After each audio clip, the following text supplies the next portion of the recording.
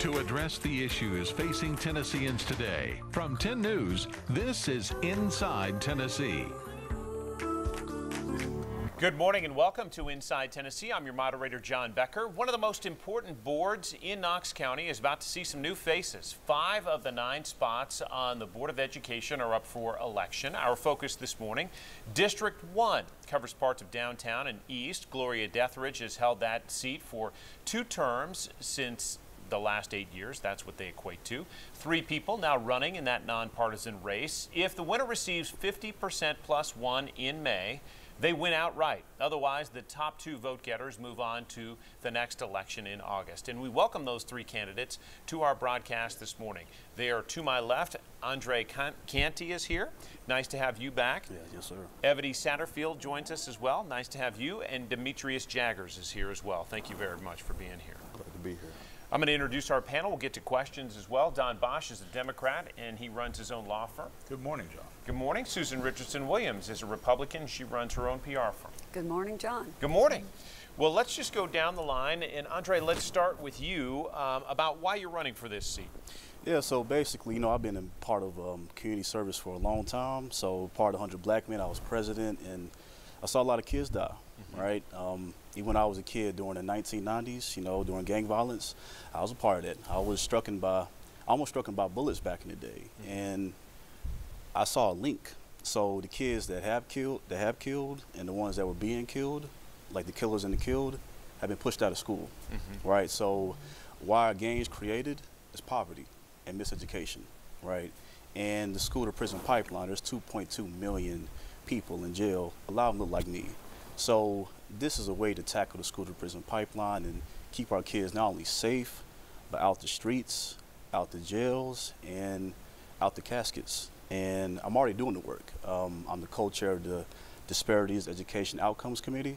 So when it comes to restorative justice, cultural competency, striving for more diverse teachers, I've been doing that for 4 or 5 years. So it's an extension of my work, but be influenced in the budget and the policy, and that's why I'm running. We'll dive into those specifics that you mentioned because it's certainly one of the top issues for the board. Evetty, let's hear your reasons for running. Yeah, my favorite question, right?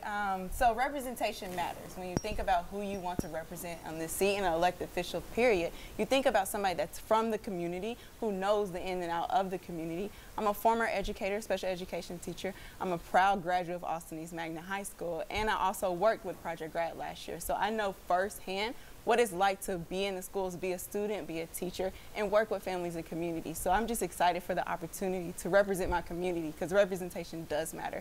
On top of that, being an elected official, you also have the opportunity to have influence, right? And so with the influence, I look forward to scaling the work that I've already done.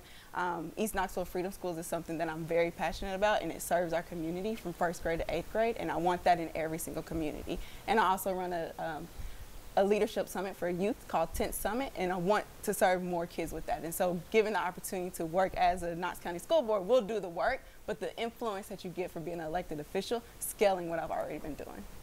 Demetrius, your reasons for running. Sure. So if you talked to me about a year and a half ago, I probably wouldn't have been able to really articulate all the reasons, but I think as I reflect back on my own experience, growing up in the inner city, growing up as a parent or as the child of a single mother, and the role that education played in my life as a student really impacted my trajectory and my desire to pursue education as a career field. And so for the last 10 years, I worked on the college and university campuses, working with students as they transition from high school to college. But my perspective, while I've always been a very passionate and an advocate for education, my perspective changed when I became a parent, particularly when I became a parent of a school-aged child. And so I'm a Knox County Schools parent, and so that's one of the top reasons I'm running for school board, because I understand the challenges, the transition that happens as a parent when you're trying to advocate for your child in the mix of a very large system. My background in education and working with youth, I'm currently connected to high school students through a Youth Theology Institute that I work with at Johnson University, and so being connected to students and their families and hearing about their experience, and I've always been a proponent of looking at the whole student. And so when I started going to the school board meetings just to understand the system, it was when I really decided that, hey, I think I can do this. I think that I can be a strong advocate. And so the holistic preparation of parenting, my background in education, and then my own personal connection to the challenges that students often experience. All three of you raised some key issues that the board is going to be challenged with over the next few years. And we'll start with you, DAMETRAUS. What do you think is the most important under your administration in District 1? What would you like to see accomplished in the first 4 years of a term? Well, I think one of the major issues that we're going to have to deal with is our budget, right?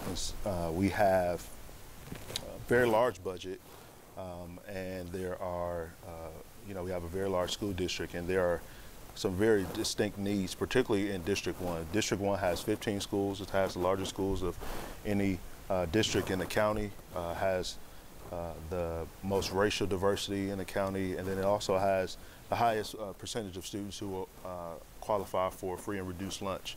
And so with those dynamics, there are some very unique challenges that are at play. And so I think when we look at our budget, we have to really think about how we allocate budget based on need and based on equity. And so I think everything will come back to budgeting, our ability to support the safety of kids, whether that be through school resource officers or nurses, or making sure we have enough mental health counselors. We'll come back to how well we allocate the money that we have, and then advocating for increase in funding.